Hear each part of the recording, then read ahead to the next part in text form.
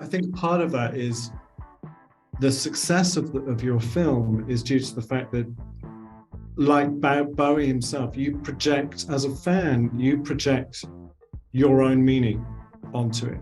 So, and like any great art, you take from it what you see and you bring your own stories to it. And, you know, if you listen to Bowie's songs, they're not always linear.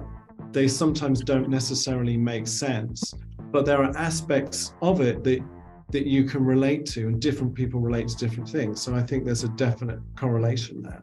I would say that's true of almost every Bowie song.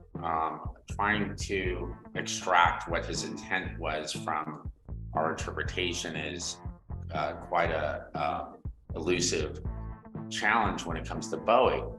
And while all art invites us to kind of project onto it, not all art is created with that intent. When I created The Kid Stays in the Picture, this was not something I thought about.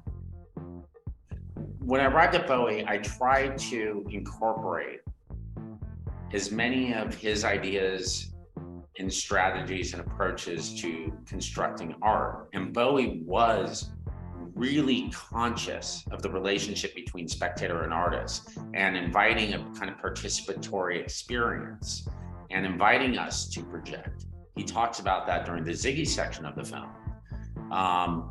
In one of my favorite interviews with Mick Rock from 1972, right before the album came out, Ziggy Stardust came out, Mick was talking to David, and he said, so I understand there's this Ziggy Stardust album coming out. It's like a space age sort of concept album.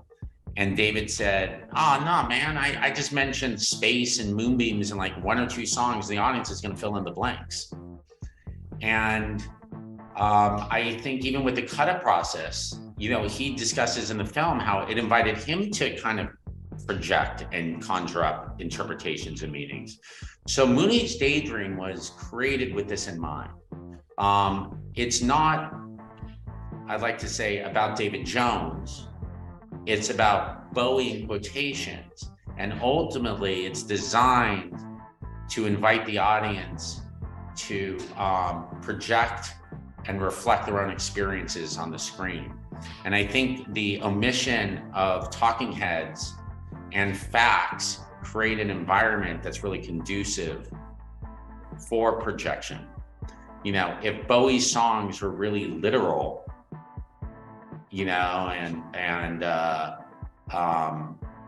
specific, they wouldn't give us that opportunity to project in the same way that they do.